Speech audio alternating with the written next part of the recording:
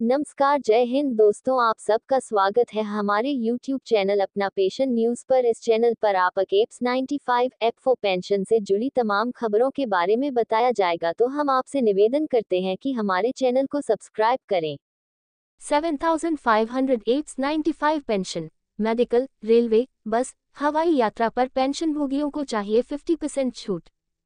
Pension भोगियों ने अपनी पीड़ा सोशल मीडिया पर किया साझा। लिखा, सीनियर सिटीजन होना गुनाह है।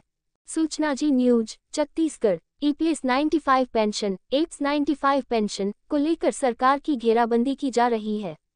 पेंशनर्स विलास रामचंद्र गोगावाले ने काफी आक्रोशित होकर एक ऐसा किया है जिसमें सरकार की बखिया उधेड़ी गई है। पेंशन भोगियों का दर्द बयां किया गया है। सोशल मीडिया पर पेंशनर्स लिखते हैं कि दिन प्रतिदिन के अपमान से बचने के लिए सरकार को 65 वर्ष की उम्र में सभी वरिष्ठ नागरिकों की करनी चाहिए। देश के न्यायिक अपेक्षित सदन में जनप्रतिनिधियों द्वारा दिया गया बयान, क्योंकि सरकार इन दुर्भाग्यपूर्ण सक्षम समाज राष्ट्र निर्माताओं पर ध्यान देने को तैयार नहीं है। संसद में सांसद जया बच्चन, हेमा मालिनी व अन्य सदस्यों द्वारा भी मुद्दा प्रस्तुत किया गया। क्या भारत में सीनियर सिटीजन होना गुनाह है?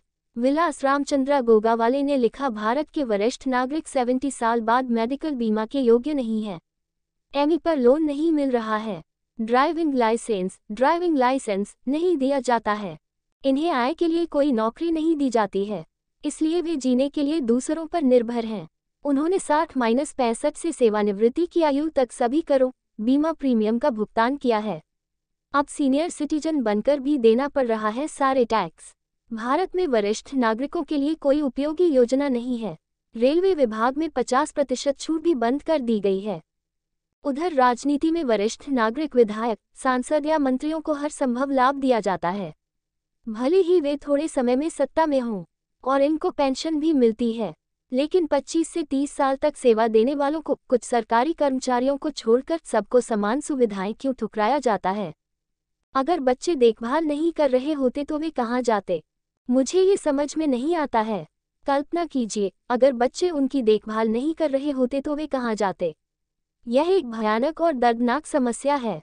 अगर देश के बड़े लोग गुस्से में होकर चुनाव में सरकार के खिलाफ चले गए तो चुनाव परिणाम प्रभावित होंगे।